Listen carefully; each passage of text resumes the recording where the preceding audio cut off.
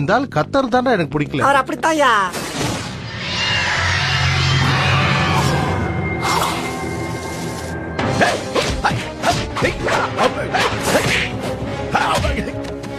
என்கிட்ட மோதினத்துக்கு இதாண்டா பதிலடி.